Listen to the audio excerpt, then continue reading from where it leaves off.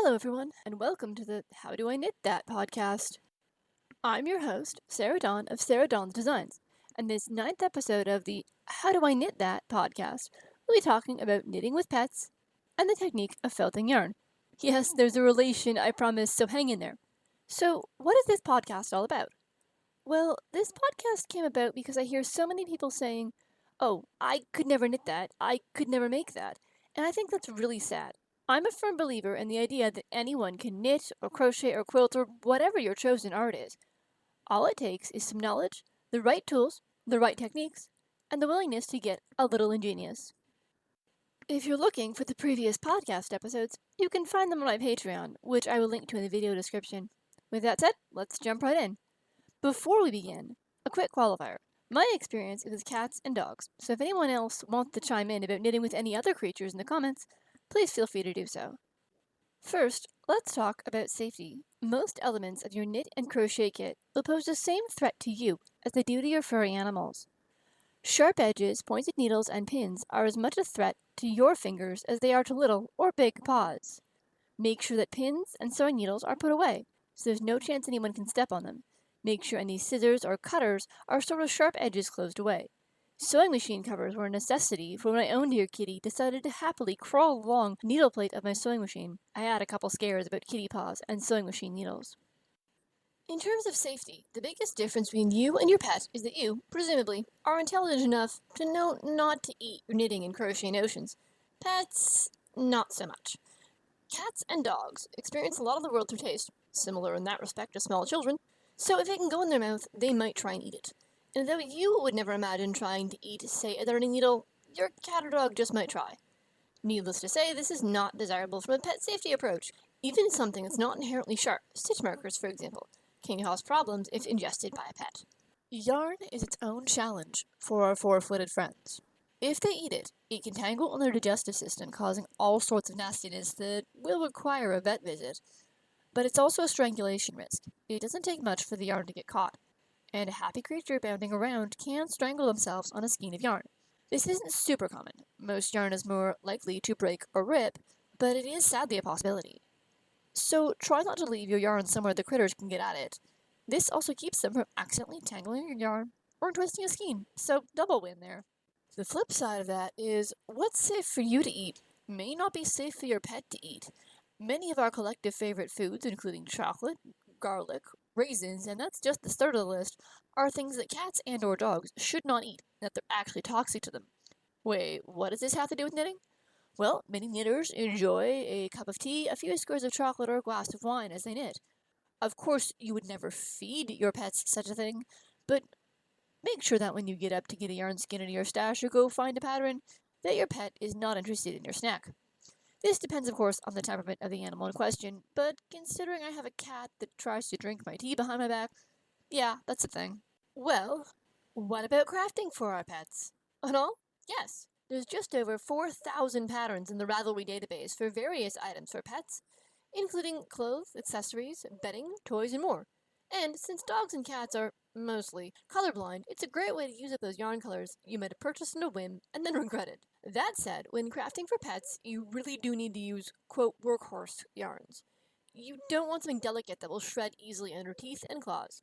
The most commonly repeated suggestions I hear are to either felt something, or to knit something at a very tight tension so there are no loose stitches or loops to catch on claws. You don't want a stray loop of yarn that could play potential havoc with their digestive system. And if crafting for a cat who loves catnip, not all cats do, you can toss some catnip into the stuffing of the toy for them too. Oh, right, stuffing. When stuffing pet toys, most patterns will recommend fiberfill. It's easy to come by at most craft stores, comes in big bats, and is not at all expensive. It's also polyester, so it's durable as anything. However, in my quest to be a bit more eco-friendly, I usually stuff toys with scrap yarn. Catch here, I wouldn't do that for cat and dog toys. The same problem that can happen if they eat yarn, or the fragments of yarn from your crafting, could also happen with the scrap yarn used in stuffing. So if you're going to use scraps in your stuffing for pet toys, I'd use bigger scrap pieces, rags, scrap roving, or felt the entire toy including the stuffing. And of course with any pet toy, you should take it away once it starts to come apart so your pets can't eat the strands.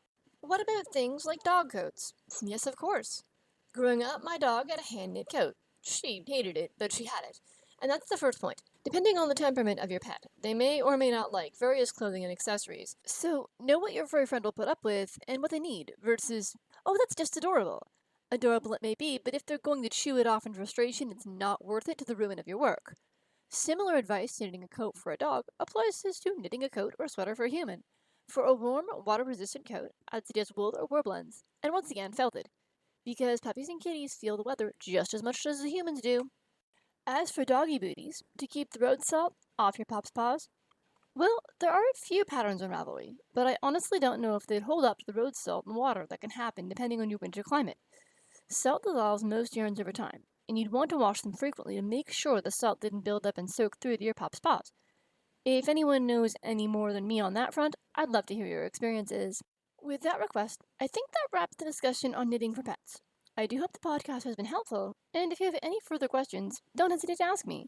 You can leave any questions in the comments, and I'll do my best to help you out. And, as I head into part 2 of the podcast, I do want to say I really hope you're finding this podcast helpful. I'm going to talk about all sorts of knitting, crocheting, and crafting tricks, so that you can create amazing things in whatever situation you're in. Remember, you can in fact knit that. And when I say knit that, I mean crochet that or spin that. It applies to pretty much any craft I can think of. For the second part of the podcast, I'll often be relying on you, my listeners, viewers, and audience. I want to hear what keeps you from knitting or crocheting, and I'll try and address the barriers you mention. It can be anything at all. I'll at least try and give you some advice.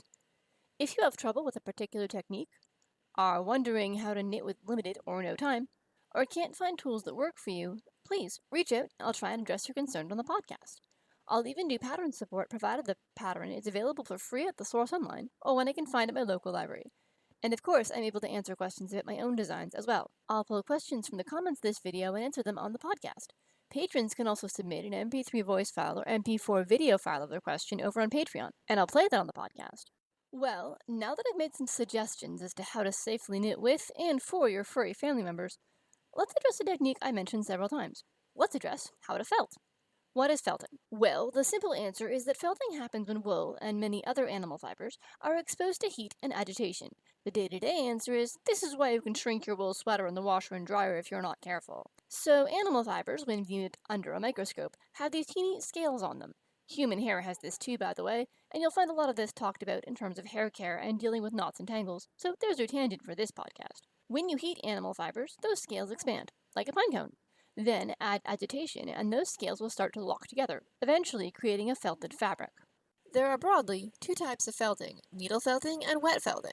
For the purposes of this podcast, I'm going to talk about wet felting, that is, knitting or crocheting a pet toy and then felting it in hot water. But absolutely, you could also needle felt a pet toy, so long as you were sure there were no loose parts that your pet could accidentally eat. Now, some fibers will felt better than others. For example, Briggs and Little yarn, though it is 100% wool, is very difficult to hand felt. Malabrigo worsted, on the other hand, felts very easily.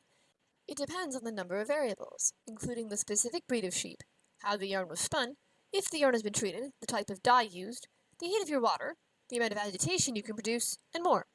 Best way to find a good yarn for felting is to go and buy a yarn that specifically says it can be felted, or look up the yarn that was used on Ravelry for a felted project. And please note, plant fibers, synthetic fibers, and silk will not felt. You can incorporate them into felt if you work around them, but they themselves will not felt. Again, for the purposes of this particular episode, I'm not going to delve into this particular technique. If you're curious though, I'd be happy to do another episode on this. Let me know in the comments. Also, any animal fiber that's been treated to be superwash or machine washable probably will not felt, or at least will not felt well. So, what yarn would I suggest? I've had my best luck felting Malabrigo worsted, and I'll put a link in the description below. So now, let's get into the actual process, shall we? First thing, when you wet felt, you will decrease the size of your object by about 25%, but some yarns will shrink more than others. I strongly suggest you make a swatch and felt it so you know how much your object will decrease by. Now for a pet toy, exact size doesn't matter, but it's good to know how big or small your finished object will be. This will also give you a ballpark of how quickly the yarn you've chosen will felt, if at all. Oh, a swatch will also tell you if the yarn will bleed color, which is important to know if you'll be felting a colorwork project. Second thing, if you have something with multiple parts, those parts will felt together unless you work to keep them separate. One of the quirks of felted mittens, for example, is that you have to be careful not to have both sides of your mitten stick and felt together. This can be controlled in hand felting, which is where you felt the object in a sink or a bucket and use your hands to control the agitation. But if you put your object in a washing machine, you don't have the same level of control. This is why I prefer felting smaller objects in a bucket. Third thing, felting isn't fast. It takes a while for the yarn to felt. How long? Depends. There's not really a set answer. It can be as short as 20 minutes or as long as an hour, depending on all the variables. So what's this hand felting I mentioned? Well, take a bucket that's big enough to hold your object. You can also do this in a sink too. Add hot water, as hot as you can stand to have your hands in, and a few drops of dish soap. The dish soap helps the scales of the yarn open up, which helps the felting process. You'll need enough water to cover your object. Stick your object in and swish it around. A lot. I find this a bit easier using something like a spatula or a wooden spoon, but yeah, you can also just straight use your hands to really get your object moving within the water. Once you get it moving, it will actually expand at first. As you keep moving, the object will start to get fuzzy and start to stick to itself. Make sure the parts you want to felt are felting, and the parts you don't want to felt together are not felting. Keep going. No, seriously, keep going for a bit longer than you think you need to. Once your project is finally felted and you cannot see the individual stitches, then it's time to pull it out. Give it a rinse in cold water. This gets rid of the dish soap you put in and closes up the scales on the yarn. Put it in a towel, roll it up with the object inside, and stomp on it. I'm serious. You want to take a bunch of the water out, and this is one of the best ways to do it. If you just lay it flat to dry, it's going to be so waterlogged that it will take forever. If you can get even some of the water out by stomping or rolling on it, then it will dry a lot faster. Then take your object, shape it if it needs it, and let it dry. Once it's dry, you can then stuff it and sew any remaining seams if needed. And then, oh look, you're done. Well, once again, I feel like I've dropped a lot of information on you folks this episode, so I think that just about wraps up the podcast. A huge thanks to my patrons who've supported this podcast. You folks can submit an MP3 audio or MP4 video file of your question over on Patreon. The podcast archive is available on my Patreon page, which is patreon.com/SarahDawnsDesigns, and future episodes will be available here on YouTube as well. Patrons usually get access on the second Wednesday of every other month, and the podcast is available to the public a week after that. So the third Wednesday of every other month. This podcast episode was a little bit delayed due to computer trouble, so hopefully the next one will be on time. Well, that's it for episode 9. Stay tuned in April for the next batch of techniques and questions, and thank you once again for listening. I hope you enjoyed, and remember, you can in fact knit that. Happy crafting!